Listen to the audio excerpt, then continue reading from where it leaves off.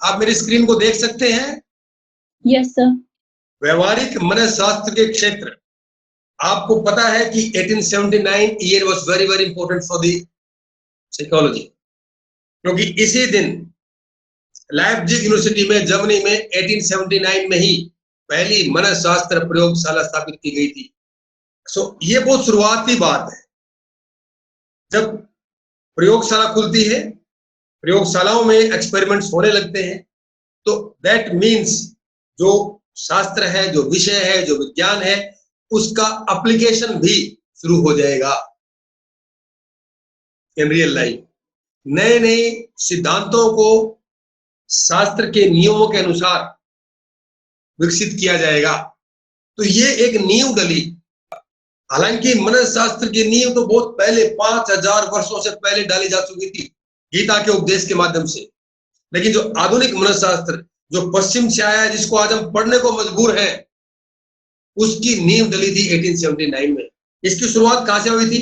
कार्यात्मकवाद, मनोविश्लेषणवाद, कार्यात्मकवाद को इंग्लिश में कहते हैं फंक्शनलिज्म, साइको एनालिसिस, स्ट्रक्चरलिज्म, संरचनावाद, बिहेवियरिज्म, व्यवहारवाद, ह्यूमनिज्म, मानवतावाद। ये क्या थे? ये वाद जो शब्द आया है, इज्म है, ये एक किसी भी शास्त्र की विचारधारा होती है। इसमें अपने ही सिद्धांत होते हैं, मनःशास्त्र के होंगे, लेकिन सिद्धांत होंगे उस वाद के अनुसार। मनःशास्त्र की हर घटना को वो वाद अपने सिद्धांतों के अनुसार एक्सप्लेन करता है, क्योंकि मनोविज्ञान में या मनःशास्त्र में व्यवहारवाद की बहुत महत्वपूर्ण भूमिका रही है। बिहेवियरिज्म ये बताता है कि हमारे अंदर जो मनःशास्त्रीय घटनाएं घटती हैं वो किस प्रकार से होती हैं, और अगर कोई हमारे अंदर एक साइकोलॉजिकल डिसऑर्डर उत्पन्न होता है तो वो क्यों उत्पन्न होता है, उसका कैसे व्यवहारवाद के सिद्धांतों का प्रयोग करते हुए, ये कुछ पड़ाव थे मनःशास्त्र की यात्रा में। इन्होंने ही मनःशास्त्र को अलग अलग दिशाओं में, अलग अलग फील्ड्स में फैलाया, उसको साइंटिफिक टर्म्स में विकसित किया। जब इसका विकास हुआ तो साथ साथ में कुछ चिकित्सा प्रणालियों का भी विकास हुआ, मनोचिकित्सा, साइकोथेरापीज, क्योंकि मनःशास्त्र केवल सिद्धांत ही विकास नहीं करता है, मनःशास्त्र की और भी भूमिकाएं हैं। मानव के संबंधित जितनी भी समस्याएं उत्पन्न होती हैं, वो किसी भी प्रकार की कोई भी समस्या क्यों ना हो, वो मनःशास्त्र से जरूर जुड़ी हुई है, क्योंकि जहां पर इंसान रहेगा वहां मनःशास्त्र की अद्वितीय भूमिका रहेगी। जब हर पहलू पर मानव के मनःशास्त्र का उपयोग होता है, जिसके फलस्वरूप मनःशास्त्र ने मनोचिकित्साओं का विकास किया। जब समस्याओं के समाधान में कोई शास्त्र अपना योगदान देना शुरू करता है, उसकी इंपॉर्टेंस बढ़ती चली जाती है। इसी प्रकार मनःशास्त्र ने भी मानव की बहुत सारी समस्याओं को सुलझाने का प्रयास किया और सफलता भी पाई, जिसका परिणाम यह हुआ कि आज हर व्यक्ति मनःशास्त्र की इंपॉर्टेंस को समझ चुका है। अब कैसे पता इस बात का कि हर व्यक्ति मनःशास्त्र के इंपॉर्टेंस को समझ चुका है? किस बेस पर, किस आधार पर हम ऐसी बात कह सकते हैं? हम इस बेस पर कह सकते हैं कि आप जहां भी जाएंगे आज, हर यूनिवर्सिटी में, लगभग ज्यादातर विश्वविद्यालयों में मनःशास्त्र के डिपार्टमेंट्स है। हर क्षेत्र में मनःशास्त्रियों की आवश्यकता है। आपको केवल लग रहा होगा कि जो मनःशास्त्री हैं, जो मनःशास्त्र से डिप्लोमा करते हैं, पीजी करते हैं या डॉक्टरेट करते हैं, वो केवल टीचर्स या काउंसलिंग या क्लिनिकल में जा सकते। खेल के क्षेत्र में मनःशास्त्र की एक अहम भूमिका है, क्योंकि आप अपनी शारीरिक ताकत को, शारीरिक स्वास्थ्य को बहुत मजबूत कर सकते हो अभ्यास के माध्यम से, लेकिन मनःशास्त्रीय ताकत को आप कैसे पहचानोगे, वो मनःशास्त्री आपको बताएगा। जो बड़े बड़े टीमें हैं, उनके साथ क्वालिफाइड स्पोर्ट्स साइकोलॉजिस्ट उनको असिस्ट करते हैं। जो व्यक्ति शारीरिक रूप से मजबूत है और मानसिक रूप से मजबूत नहीं है, वो एक तरह से वो पेड़ का तना है जो बाहर से तो बहुत मोटा है लेकिन अंदर से खोखला है। तो मनःशास्त्र जो है आपकी अंदर की ताकत को, अंदर की जो स्ट्रेंथ है, जो आपकी वीकनेस है, उनको आपके लिए उजागर करता है और दैट हेल्प्स इन एजुकेशन में। शिक्षा में तो बहुत बड़ा रोल है। बहुत पहले थॉर्नडाइक ने बता दिया था कि एजुकेशन साइकोलॉजी कितनी इंपॉर्टेंट है। खेल में पॉलिटिक्स, राजनीतिज्ञ जितने भी होते हैं वे मनोशास्त्र के सिद्धांतों को खुलेआम प्रयोग करते हैं, क्योंकि मास साइकोलॉजी को हम बोलते हैं। बहुत सारे लोगों को एक प्रकार किस प्रकार मनोशास्त्रीय रूप से उनको कंट्रोल किया जा सकता है, ये मनोशास्त्र बताता है। Economics, industry, organisations, counselling, forensic, इन सभी में हर जगह, judiciary, women studies, child studies, social psychology, विकासात्मक मनोशास्त्र, हर जगह मनोशास्त्र ने अपनी पैठ बना ली है और इसका उपयोग होने लगा है। लोग इसको इस्तेमाल करने लगे।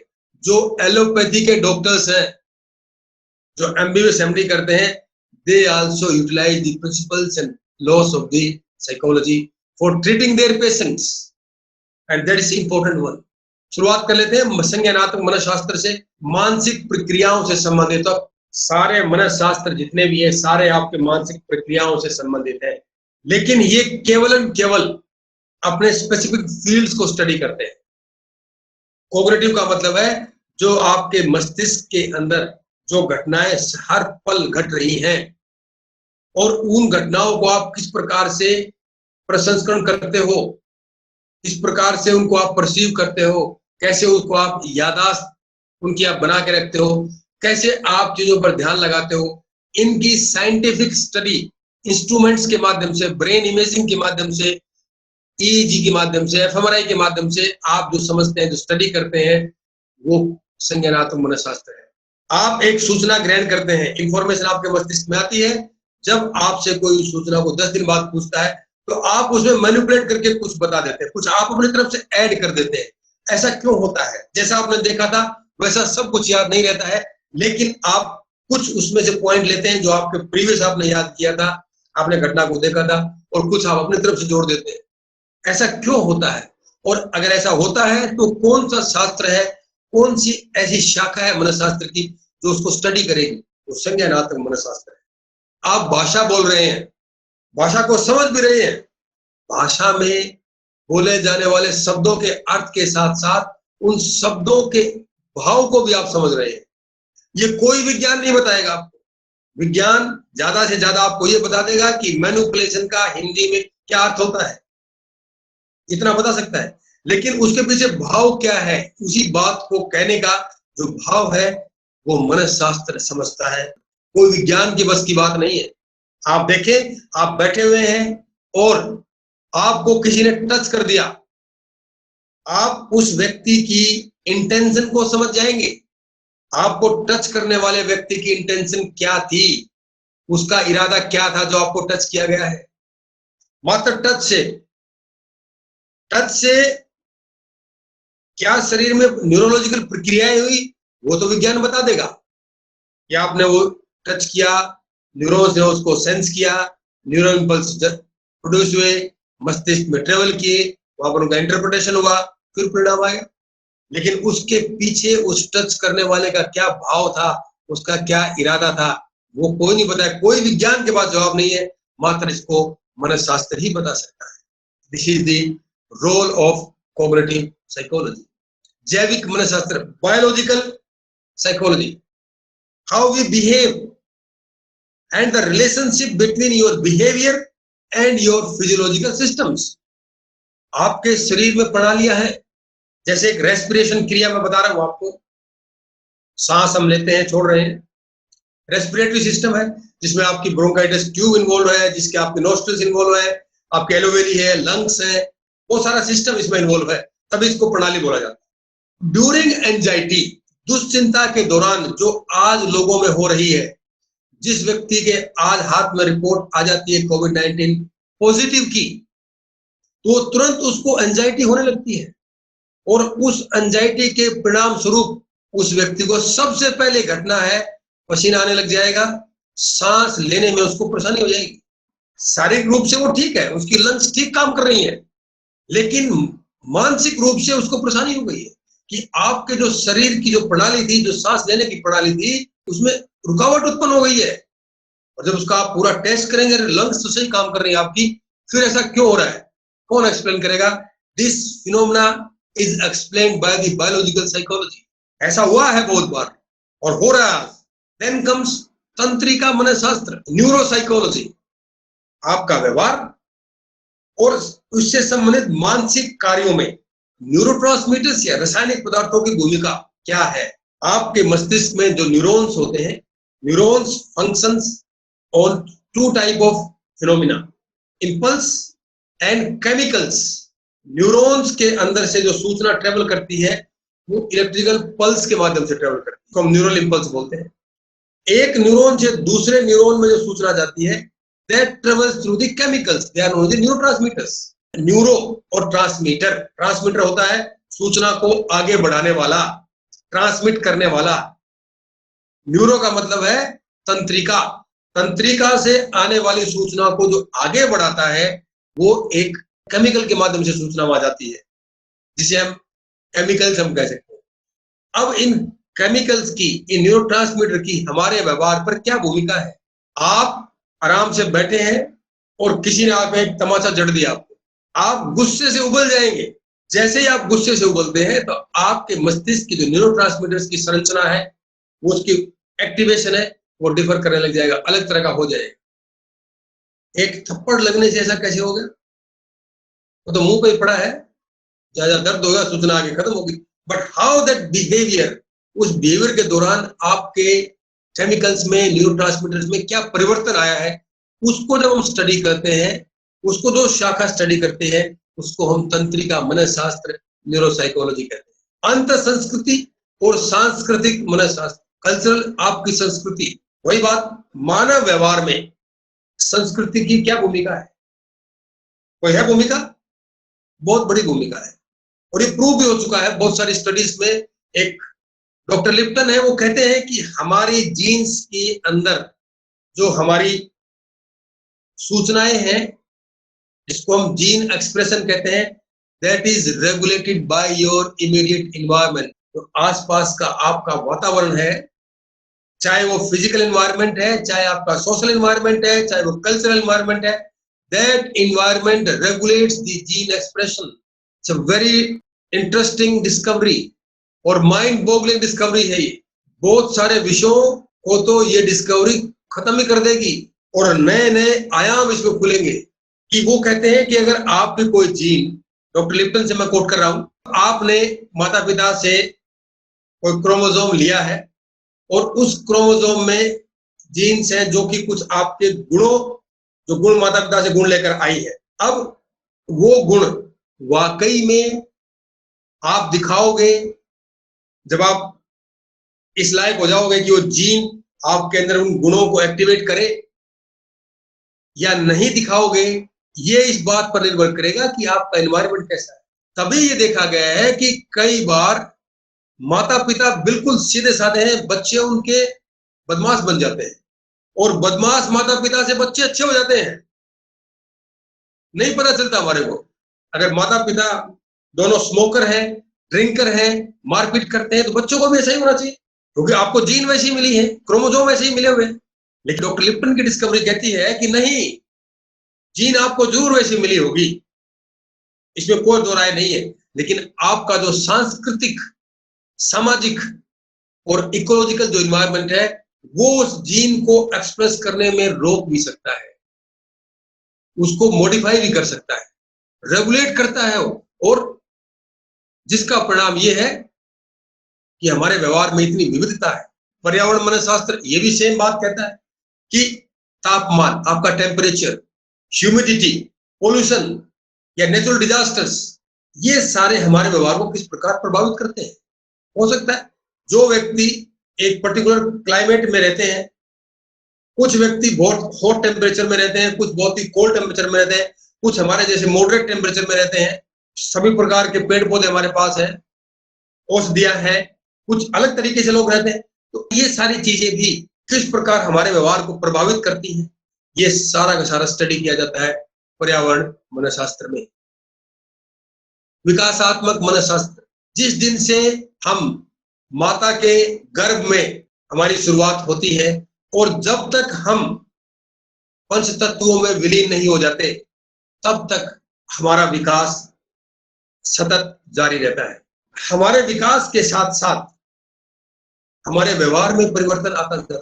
बड़े आश्चर्य की बात है कि जब हम बच्चे थे और जब हम किशोर अवस्था में आए, उसके बाद जब वयस्क अवस्था में आए, एडल्टहुड में जब आए, तीनों में आपके शारीरिक आवश्यकताएं वही है, तीनों स्थितियों में आपको भूख लगती है, लेकिन तीनों अवस्थाओं में आपका व्यवहार अलग अलग है।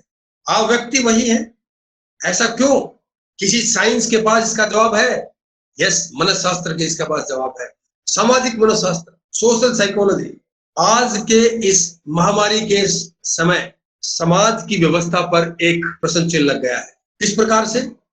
मानव एक सामाजिक प्राणी है।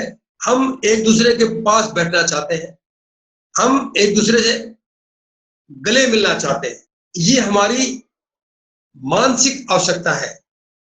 लेकिन इस महामारी ने जो बेसिक नीड है हमारी, उसी पर कुठाराघात किया है। जिस प्रकार से आप देखिए, कोई बेटी जो है वापस जब घर आती है तो वो तुरंत अपनी माता से, अपने पिता से गले मिलती है, और जैसे ही वो गले मिलते हैं तो उनकी आंखों से अश्रुधारा बहने लगती है। कौन सा साइंस एक्सप्लेन करेगा इसे? क्योंकि हम प्राणी इस प्रकार के, हम नहीं, जानवरों में भी उनका अपना एक समाज होता है। इन सब में इस महामारी के कारण जो सामाजिक व्यवस्था थी उस पर एक प्रकार से एक बहुत ही भारी चोट हुई है। इसका परिणाम ये हुआ है कि हमें अलग रहना पड़ रहा है, और जो कि सबसे बड़ी समस्या हमारी यही है। हम अलग रहना पसंद नहीं करते, हम अलग रह ही नहीं सकते हैं, आइसोलेशन में नहीं रह सकते। अगर आपको सारी सुविधाएं मिल जाए, जितना जो बढ़िया से बढ़िया भोजन आपको मिल रहा है, आप टीवी देख सकते हैं, इंटरनेट यूज कर सकते हैं, गाना बजाना कर सकते हैं, नाच सकते हैं अकेले में, you can do everything whatever you like. लेकिन आपको अकेले रहना होगा, तो उस समय सबसे भारी नुकसान आपकी मानसिक क्षमता को होता है, मानसिक स्वास्थ्य को होता है। क्योंकि समाज के अंदर रहकर आप अपनी बहुत सारी जरूरतों को पूरा करते हैं। बहस करने के लिए भी कोई आपको चाहिए, आपके अंदर उत्पन्न विचारों को मानने वाला कोई चाहिए, उसको विचारों को काटने वाला भी कोई चाहिए, तभी आपको सेटिस्फैक्शन, संतुष्टि होती है। तो dear friends, this pandemic has created a unique situation for the psychologist. मनोशास्त्रियों के ऊपर एक बहुत भारी दबाव यह आया है कि हम इस स्थिति को किस प्रकार से निपटें, और उसका जवाब सामाजिक मनोशास्त्री दे सकते हैं। सामाजिक मनोशास्त्रीय अभिवृत्ति, अनुरूपता और आज्ञाकारिता, पारस्परिक आकर्षण, पूर्वाग्रह, आक्रामकता, सामाजिक प्रेरणा, अंतर समूह संबंध आदि विषयों के अध्ययन में रुचि रखते हैं। ये सारे के सारे वो सब्जेक्ट्स हैं जिसको सोशल साइकोलॉजिस्ट स्टडी करते हैं। स्वास्थ्य मनोशास्त्र, हेल्थ साइकोलॉजी, फिजिकल हेल्थ से आपका मानसिक स्वास्थ्य बिगड़ सकता है, लेकिन अगर आप मानसिक रूप से बीमार हो गए तो ये पक्की बात है कि आप शारीरिक रूप से बीमार हो जाओगे। शारीरिक रूप से बीमार हो गए तो आप मानसिक रूप से बीमार हो गए, ये कोई जरूरी नहीं है। लेकिन अगर मानसिक रूप से आप बीमार हो तो ये कंफर्म है कि आप शारीरिक रूप से जल्द ही बीमार हो जाओगे। बहुत सारे ऐसे उदाहरण हमने देखे हैं जो शारीरिक रूप से बीमार होने के बावजूद भी मानसिक रूप से वो स्ट्रॉन्ग रहे और जल्दी ही उन्हें शारीरिक बीमारी से छुटकारा मिल गया। ऐसा कैसे संभव होता है? इन सब सवालों का जवाब हमें स्वास्थ्य मनोशास्त्र देता है। नैदानिक और परामर्श मनोशास्त्र, क्लिनिकल और काउंसलिंग साइकोलॉजी, सब रेलेवेंट टॉपिक। बातचीत के माध्यम से इलाज, क्या ये संभव है? अगर आपको लगता है कि नहीं, तो गीता को पढ़ लीजिए एक बार, आप कम से उसके सार को जान लीजिए। अर्जुन के सामने जो समस्या थी, उससे भारी समस्या आज तक किसी व्यक्ति के सामने उत्पन्न नहीं हुई है। जिसकी गोद में वो खेला, जिससे सबसे ज्यादा वो प्यार करता था, जिसकी छांव में पल बढ़कर वो बड़ा हुआ, आज वही व्यक्ति सामने खड़े हैं। उनसे लड़ना है, मारना है, मरना है। एक बार आप सोच के देखिए, अपने सगे भाई से उसे लड़ना है, और कितने निर्दोष मारे जाएंगे। इतनी बड़ी समस्या किसी व्यक्ति के सामने उत्पन्न हुई है। उसकी परेशानी यही थी अर्जुन की। अगर उस युद्ध में भीष्म पितामह नहीं होते, उनके गुरुजी नहीं होते, और उसके जो और रिश्तेदार थे वो नहीं होते, केवल उसे दुर्योधन से लड़ना होता तो लड़ लेता। तब कृष्ण से कोई प्रश्न उसको नहीं करना था। प्रश्न तो तब उत्पन्न हुआ ना जब उसके अपने स्वयं के, उसके दादा, उसके गुरु सामने खड़े हो और उनसे उन्हें लड़ना है। सबसे कठिन जो प्रॉब्लम किसी व्यक्ति के सामने आ सकती थी वो यही थी, और उसका भी इलाज था। इंजेक्शन नहीं दिया कृष्ण ने, ना कोई टैबलेट उनको दी, मात्र टॉकिंग क्योर, रीजनिंग, लॉजिक, बड़े बड़े एग्जाम्पल्स, उदाहरण के माध्यम से श्री कृष्ण ने अर्जुन को मानसिक रूप से उसका कर्तव्य निभाने के लिए तैयार कर लिया था। और वो काउंसलिंग मनशास्त्र, काउंसलिंग साइकोलॉजी का बहुत बड़ा एग्जाम्पल है। और गीता मनशास्त्र की पहली पुस्तक है। अगर कोई माने तो हम बीमार हो जाते हैं, दुश्चिंतित हो जाते हैं, डिप्रेशन में हम गिर जाते हैं, anxiety, bipolar disorders, personality disorders, phobias, OCD, क्या क्या बीमारियां हैं वो सारी मानसिक रूप से उत्पन्न होती हैं। उनको डायग्नोज करना, फिर उनके इलाज ढूंढना और फिर उन इलाज को अप्लाई करना, ये सारा का सारा फील्ड आता है क्लिनिकल और काउंसलिंग साइकोलॉजी के अंदर। औद्योगिक संगठनात्मक मनोशास्त्र, इंडस्ट्रीज में you will find people working there. जहां पर इंसान होगा वहां मनोशास्त्र आपको मिलेगा कि वहां पर किस प्रकार से लोगों को खुश भी रखा जाए। सारी सुविधाएं देने के बाद भी लोग खुश नहीं होते हैं। प्रोडक्टिविटी भी खूब हो, आपस में टॉप मैनेजमेंट और लो लेवल मैनेजमेंट के बीच में जो संबंध है वो भी अच्छे हो। ये किस फील्ड में स्टडी की जाएगी? संबंधों की बात। आपने बहुत लोगों को देखा होगा, एक को मैं जानता हूं, कईयों को जानता हूं, लेकिन एक एग्जांपल दे रहा हूं। हिसार में एक इंस्टीट्यूट है, एकेडमी है जिसको आप कह सकते हैं, जो आईआईटीज और एनईट की तैयारी कराते हैं। एप्रियो नाम से है वो, एक टीचर है वहां, वो आईआईटी बॉम्बे से वो पास आउट है और इसरो में वो साइंटिस्ट थे। अब देखिए, जो व्यक्ति इसरो में साइंटिस्ट था, पहली बात तो इसरो ही बहुत बड़ा नाम है, उसके बाद आईआईटी बॉम्बे से वो करके पास आउट होकर वहां गया और साइंटिस्ट लग गया, उसका जो सोशियो इकोनॉमिक स्टेटस है वो बढ़ गया होगा। पैसे की कोई कमी नहीं, स्टेटस की कोई कमी नहीं, सुविधाओं की कोई कमी नहीं, फिर भी वो व्यक्ति वहां से रिजाइन देके आ गया और ये अकेडमी चला रहे हैं और बच्चों को पढ़ा रहे हैं। किसी साइंस के पास इस प्रश्न का जवाब है कि वैसे इसने क्यों किया है? और वो एक ही साइंस है, एक ही वो शास्त्र है, एक ही शाखा है जिसे हम संगठनात्मक या औद्योगिक मनोशास्त्र कहते हैं। शैक्षिक मनोशास्त्र सबसे ज्यादा अगर इस्तेमाल मनोशास्त्र का हुआ है तो वो शिक्षा के क्षेत्र में। नई नई पेडागोजी स्कीम आ रही है, सिस्टम्स आ रहे हैं, क्योंकि रिसर्च चल रही है शैक्षिक मनोशास्त्र में कि किस प्रकार से स्टूडेंट्स को बिना प्रेशर दिए, बिना दबाव के उनको शिक्षा दी जाए। और शिक्षा भी इस प्रकार की दी जाए कि लिटरेट करना अलग बात है, शिक्षा देना अलग बात होना है, साक्षरता अलग बात होती है। साक्षर तो आप किसी को बना सकते हो, जो पढ़ना लिखना सीख गया वो साक्षर हो गया, लेकिन उस जो शिक्षा है उसका वो राष्ट्र निर्माण में, अपने समाज के निर्माण में किस प्रकार से पॉजिटिव रूप से, सकारात्मक रूप से उसका प्रयोग करें। आप पढ़ लीजिए कुछ भी चीजें, लेकिन अगर उसका आप नेगेटिव इस्तेमाल करते हैं, जिस प्रकार से बहुत सारे आतंकवादियों ने, ओसामा बिन लादेन जैसे आतंकवादियों ने, और उन्होंने किया, उस क्या फायदा उस शिक्षा का? साइंस ने तो पढ़ा दिया उसको, लेकिन उसने ऐसी घटना क्यों की? हमारे पार्लियामेंट पे अटैक हुआ था, इतने बम विस्फोट हुआ करते थे भारत में, इतने आतंकवादी, क्या वो सारे अशिक्षित थे? नहीं, सारे शिक्षित थे। फिर शिक्षा में कहां कमी रह गई? बड़े बड़े इंस्टीट्यूट में वो पढ़े, अंत में आतंकवादी बने। इस सवाल का जवाब कोई साइंस नहीं दे सकता है। इस सवाल का जवाब अगर किसी के पास है तो वह शैक्षिक मनोशास्त्र के पास है। खेल मनोशास्त्र, मोटिवेशन कैसे मिलता है खिलाड़ियों को, ये सारा का सारा क्षेत्र मनोशास्त्र, खेल मनोशास्त्र के अंतर्गत आता है। और अंतिम बात करते हैं, इतनी बातें मैंने की आपके साथ। अगर आपको स्पोर्ट्स साइकोलॉजी में इंटरेस्ट है तो GNDU, गुरु नानक देव यूनिवर्सिटी, और Lakshmibai national institute of physical education Gwalior, GNDU Amritsar में है, LNIP ग्वालियर में, दोनों स्पोर्ट्स साइकोलॉजी में कोर्सेज करवाते हैं और आने वाले समय में स्पोर्ट्स साइकोलॉजिस्ट की बहुत जरूरत है। इसके साथ साथ और भी शाखाएं हैं जो इतनी प्रोमिनेंट नहीं है लेकिन उनका इस्तेमाल हो रहा है। विमानन मनस्शास्त्र, एविएशन साइकोलॉजी, डिफेंस में खास करके एयरलाइंस में और एयरफोर्स में विमानन मनस्शास्त्रियों की आवश्यकता है। स्पेस, क्योंकि वहां अगर मानव गया तो मानव के साथ मनस्शास्त्र भी जाएगा ही जाएगा। यूं कह लीजिए मानव से पहले मनस्शास्त्र वहां मिलेगा। सैन्य मनस्शास्त्र, ये तो बहुत पुराना हो चुका क्योंकि शुरुआत ही मनस्शास्त्र के जो टेस्ट की थी सैन्य से हुई थी। फोरेंसिक साइकोलॉजी उभरता हुआ फील्ड है। ग्रामीण, rural, engineering, management, community psychology, political psychology और अभी तो आपकी डिजिटल साइकोलॉजी भी आने वाली है। आर्टिफिशियल इंटेलिजेंस में भी साइकोलॉजी का रोल है। समय बदल रहा है, डिजिटल एनवायरनमेंट बदल रहा है, हमारे संबंध बदल रहे हैं, तो मनस्शास्त्र के अलग अलग शाखाएं लाजमी है वो उभरेंगी। और मतलब कह सकते हैं कि आने वाले समय में अगर किसी शास्त्र की आवश्यकता है तो सबसे ज्यादा मनस्शास्त्र। क्यों?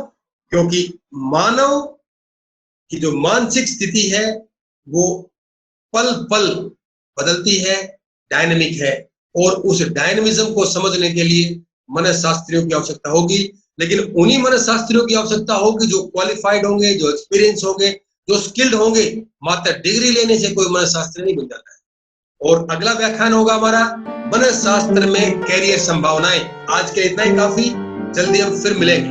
लेकिन हर रोज की तरह अपने टॉपिक से संबंधित किसी विद्यार्थी को कोई प्रश्न है, now it's open to you. Excuse me sir. हाँ जी दीपक, बताइए। सर जो आपने खेल मनोरंजन बताया था तो हाँ? वो हम ग्रेजुएशन के बाद में ये कोर्स होगा या फिर पीजी के बाद में ये कोर्स होगा सर? ये this is MA in sports psychology, GNDU में होती है। तो आप जीएनडीयू की वेबसाइट देखें, एनआईटी की वेबसाइट देखें, you will get the information there. Okay, any more question?